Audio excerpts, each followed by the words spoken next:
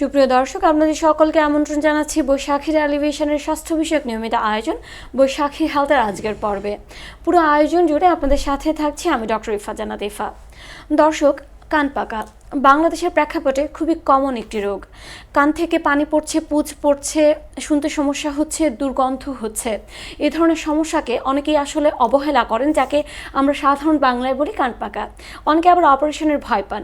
তাই আজকে আমরা কথা বলবো কান পাকা মানে কি অপারেশন নাকি কনজারভেটিভ ট্রিটমেন্ট বা মুখে ওষুধ খেয়ে ভালো থাকা সম্ভব। এবং এ ব্যাপারে কথা বলার জন্য স্টুডিওতে আমাদের মাঝে উপস্থিত আছেন একজন অত্যন্ত জনপ্রিয় এবং বিশেষজ্ঞ চিকিৎসক। দর্শক, আমাদের মাঝে উপস্থিত আছেন ডক্টর মোহাম্মদ তামিম হোসেন স্যার, নাক কান গলা রোগ বিশেষজ্ঞ, হেড নেক সার্জারি বিশেষজ্ঞ, সহকারী অধ্যাপক, BIHS general hospital, chief consultant, resonance ENT centre. আসসালামু আলাইকুম স্যার, আপনাকে আমন্ত্রণ জানাচ্ছি আমাদের আজকের পর্বে। কেমন আছেন? ওয়ালাইকুম আসসালাম, আলহামদুলিল্লাহ আমি ভালো আছি। আর বৈশাখী টেলিভিশনের সকলকে অসংখ্য ধন্যবাদ আমাকে এই অনুষ্ঠানে আমন্ত্রণ জানানোর জন্য। স্যার, যেহেতু আজকে আমরা কান পাকা নিয়ে কথা বলবো, যেটা বাংলাদেশের প্রেক্ষাপটে আসলে খুবই কমন, তাই শুরুতেই আমি জানতে চাইবো যে কান পাকা এর লক্ষণগুলো কি এবং বাংলাদেশের এর প্রকোপটা কেমন?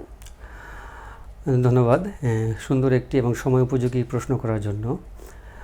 কান পাকার লক্ষণগুলো হচ্ছে, যদি বলতে হয় তাহলে আগে কান পাকা কয় ধরনের সেটা জানতে হবে। কান পাকা রোগ আসলে দুই ধরনের, একটা হচ্ছে নিরাপদ কান পাকা, একটা হচ্ছে বিপজ্জনক কান পাকা। যা নিরাপদ কান পাকাটা আমরা কীভাবে বুঝবো? নিরাপদ কান পাকা হচ্ছে যে এই সকল রোগীদের কানে যে পুঁজ আসে সেগুলো দুর্গন্ধ ছাড়া এবং ক্লিয়ার ওয়াটার বা পানির মতো কিছু পুঁজের মতো আসে, এবং এই সকল রোগীরা বছরে দেখা যায় 1-2 বার কান পাকে, এবং সাধারণত ঠান্ডা লাগলে অথবা কানে পানি গেলে এই সকল রোগীর কান পাকা তৈরি হয়।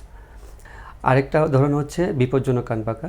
এই বিপজ্জনক কান পাকাটাই হচ্ছে খুবই ভয়ঙ্কর, কারণ এই বিপজ্জনক কান পাকাটা তাহলে কীভাবে বুঝবো?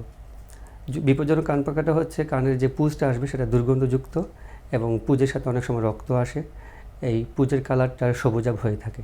স্যার, এই যে দুর্গন্ধযুক্ত একটি পুঁজ বের হচ্ছে, এটি আসলে কতটা বিপজ্জনক এবং একজন রোগীর আসলে কখন একজন ডক্টরের শরণাপন্ন হওয়া উচিত বা একজন নাক কান গলা বিশেষজ্ঞের শরণাপন্ন হওয়া উচিত? ধন্যবাদ আপনাকে।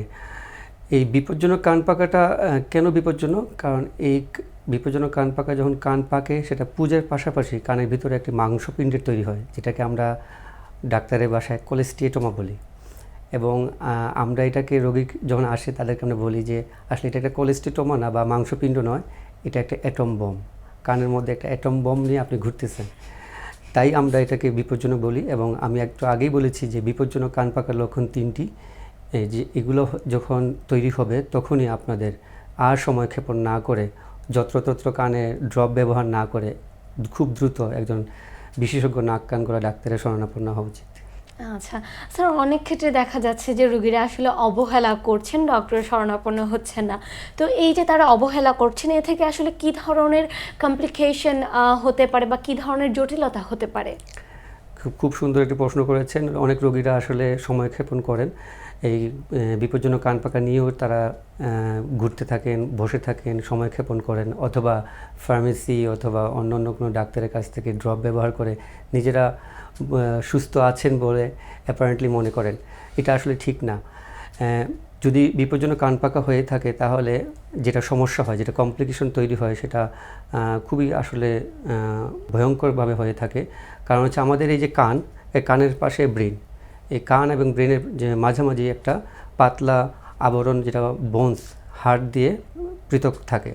এবং এই বিপজ্জনক কান পাকা, যেটা আমরা বললাম যে মাংসপিণ্ড, এই মাংসপিণ্ডটা তখন এই হাড়টাকে খেয়ে ফেলে। আপনি সহজ ভাষায় বলি যে খেয়ে ফেলে, এবং সেটাই এই কানের ইনফেকশনটা তখন ব্রেনে চলে যেতে পারে। অনেক সময় মাথা ঘুরানো, রোগীদের খিঁচুনি তৈরি হয়, অনেক সময় মুখের এক পাশ বেঁকে যেতে পারে। এবং এই ইনফেকশন যখন ব্রেনে আঘাত করে তখন অনেকের ব্রেন ইনফেকশন হয়ে মৃত্যুও ঘটতে পারে।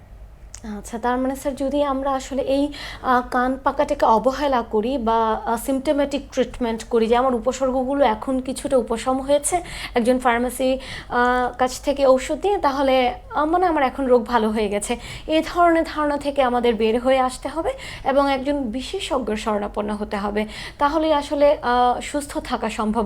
যেহেতু খুবই সেন্সিটিভ একটি অর্গানের কাছে আছে, মুখ বেঁকে যেতে পারে, আপনি যেমনটা বললেন, মস্তিষ্কের বিভিন্ন ধরনের ইনফেকশন করতে পারে, তার মানে অবশ্যই এটিকে অবহেলা করা উচিত নয়। জি, অবশ্যই আপনি সঠিক বলেছেন।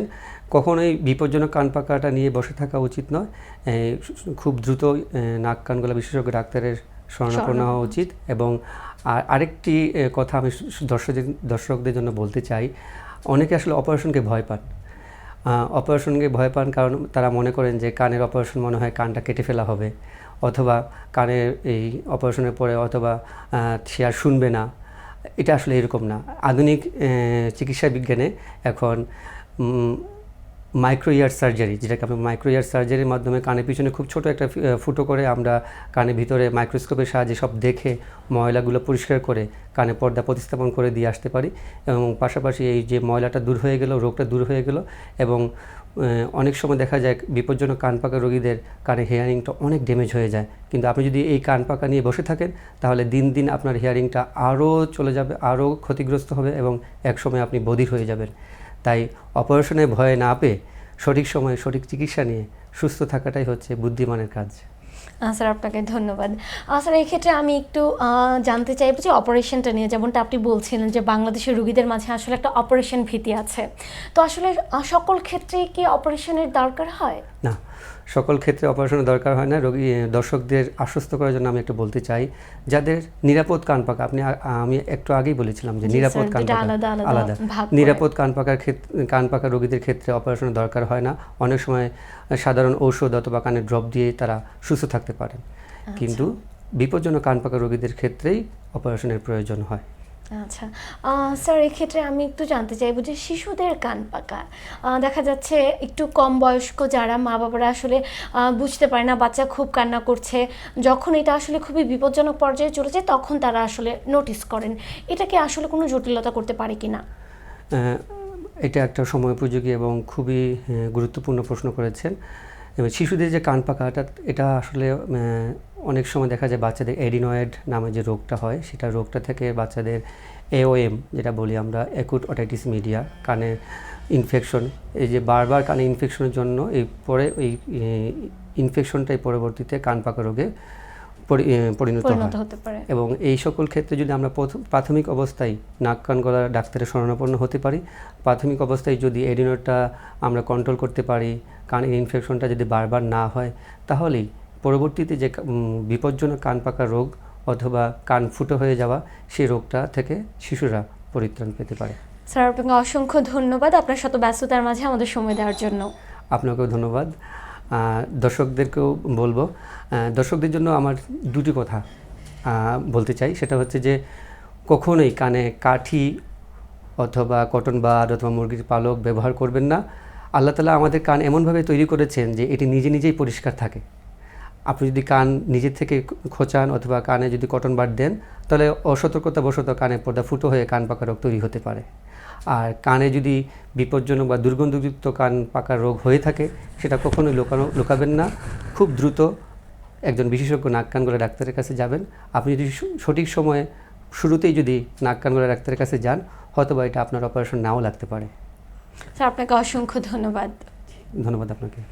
সুপ্রিয় দর্শক, এই মুহূর্তে আমরা অনুষ্ঠানের একেবারে শেষ পর্যায়ে চলে এসেছি। পরবর্তী পর্ব দেখার আমন্ত্রণ জানিয়ে বিদায় নিচ্ছি। সুস্থ থাকবেন, ভালো থাকবেন, আল্লাহ হাফেজ।